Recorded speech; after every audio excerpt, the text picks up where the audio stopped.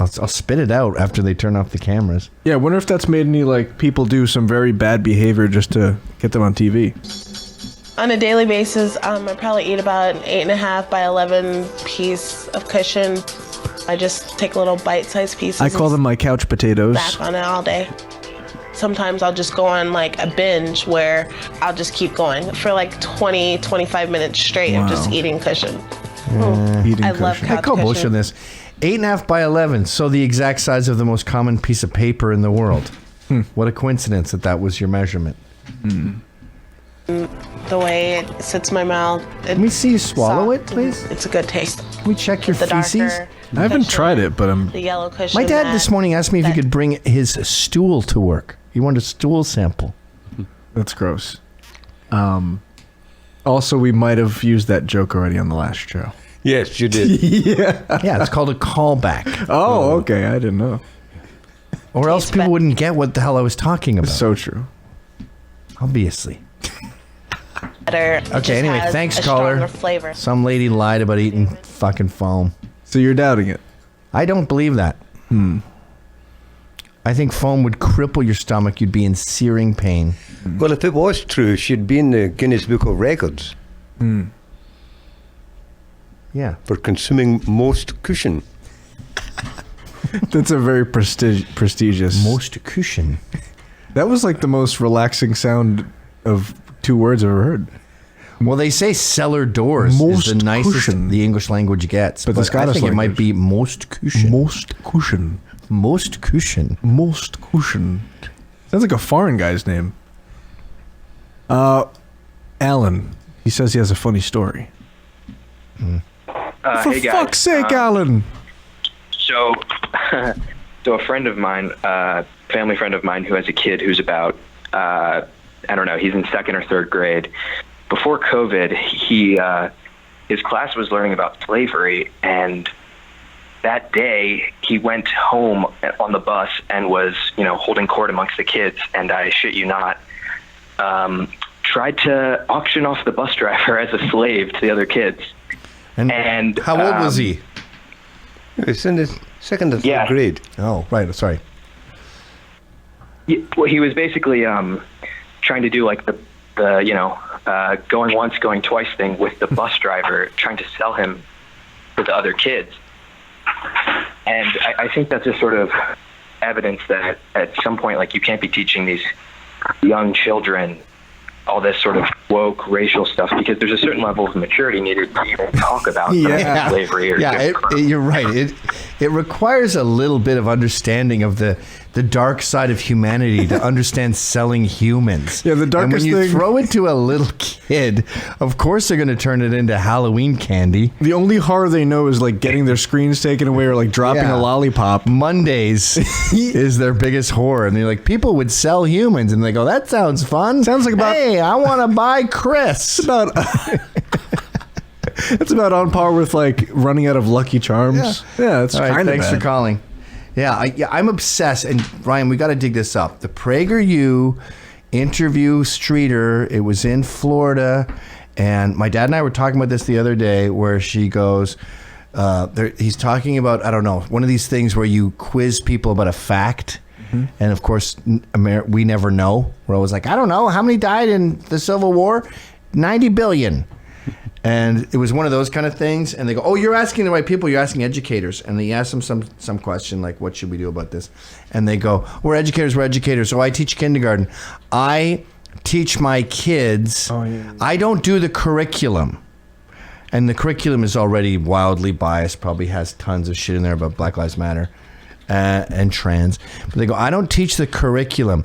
I teach my kids about Black Lives Matter and what's going on right now with police violence. So when they watch the news, you're teaching kindergarten, your kids are 4. When they watch the news, they won't have, and they have questions, they were not going to go up to mom and go, what's Black Lives Matter? They'll know the answers to those questions that are just so pressing. You know how obsessed kids are with that. You're not going to find it on the show. But it is that one little clip, it should be on Tucker Carlson. It's huge. It was I think it was one of these PragerU videos with this guy here, right? It was that guy. Will Witt. Yeah. Oh, that might be it. I even know where it is. It was like a tropical place. It's at the very end. There's palm trees everywhere. Okay, this isn't the one. This looks too cold. No, this is not it. It was Florida, palm trees, warm as toast. And it's just, I think K through 12 is where the problems are at. That's the root of this. And it doesn't sound very sexy to say kindergarten teachers are our arch enemies, but they are. That's our jihad. Those are our terrorists. There was the 4th of July one. There was the president's one. It was about American history, though. Wait, go back up. Mm-hmm. I got this one so far. Why do we celebrate the 4th of July? That might be it. No, there's palm trees.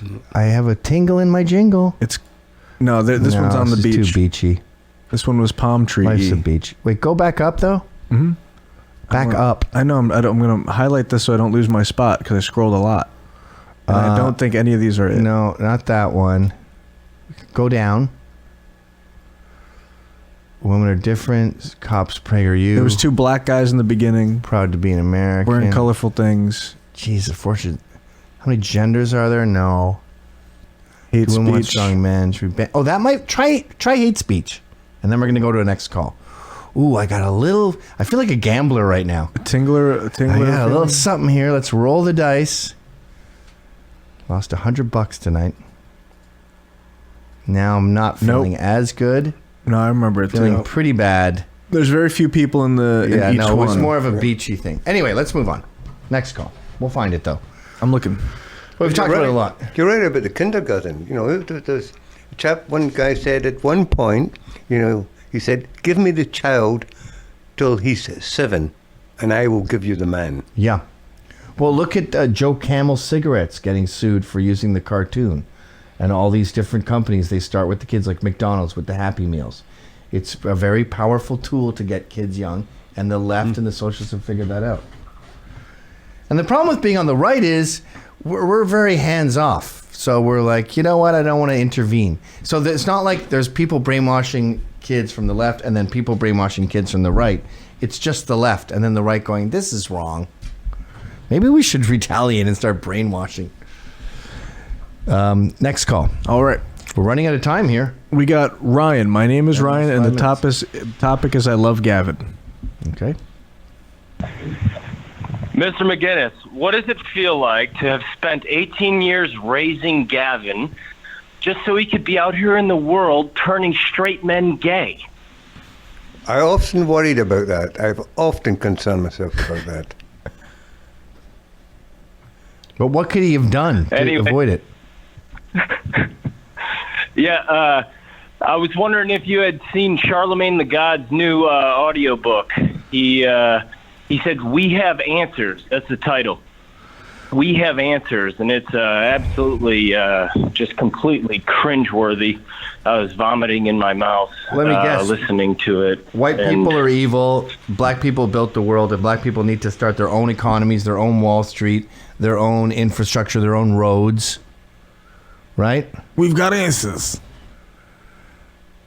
Yeah, we got answers, and it just made me think of your early program. I watched one of them with that intelligent Afro, the guy that looks like he's like a chipmunk or something. You had him and Candace Owens on, and Cornel it's like West. this intelligent conversation between the left and the right. It's like nobody's really interested in that. I don't know. I'd just like to see more of a conversation sparked between the sides. And Give it up, buddy. It's over. Did that, and America's bravo divorced. for that. There is no more discussion between both sides. Thanks for calling. Let's see the trailer for Charlemagne the God's audiobook. Charlemagne the God. I believe people are afraid to ask questions about race. Yes. Because they don't want to appear stupid or racist. And in some cases, it wouldn't just be about appearances. They really are stupid and racist. But I have to believe that the majority of folks out there just need more information when it comes to race in America. Specifically, the struggle between black and white that is as old as this country itself. So to those people, instead of staying quiet, we need you to ask your questions. Because believe me, black people have the answers. We would love nothing. Okay, why did more those than- girls who hijacked that car not do jail time? We want to talk about why we get different treatment in the healthcare system, in the court system, in the education system. Just as we want to speak on issues about race, class, and the nature of protests. We're desperate for change. But you can't have real change if everyone is afraid to discuss these topics. There has to be communication. What did you say? We're desperate for When I interviewed change? Joe Biden back in 2020, I posed questions Okay, here to we him go. that I That's was enough. asking That's not enough. only That's for enough. some That's black enough. people. He's banking. He's trying to get a book out of that hole. If you don't vote for me, you ain't black. Right? Which is, I guess, happening. All right, I think we got one more call. All right. So we got James. James. Hey guys. Yo. Hey, my question's for Gavin and Jimmy. So like a lot of people that I surround myself with are all into like the history of your Scottish last name, you know, kind of clan history, house name history. Like my question is like, are actual Scotsmen and, you know, people like that, like, are they really into that shit? Like their own last name history and things like that? Not at all. It seems like they don't give a shit. They don't. Not at all. It's curious. I find that, you know, I mean, I spend quite a lot of time in America, and I found that it's very, very common for people, you know, with a Scottish heritage, you know, to know much more about their clan than the average Scot would.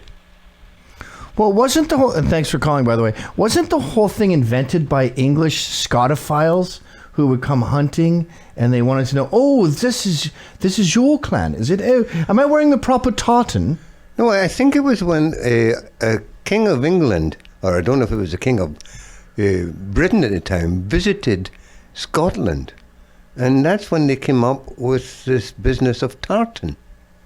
Because there was tartans, but it was based on what berries were available or whatever to make the Yes, tartans. But they weren't that obsessed with like, No. this is my name, this is my tartan, this is my hunting tartan, this is all that other stuff. But when the Scots saw that everyone else loved it, they went, yeah, this is my hunting tartan.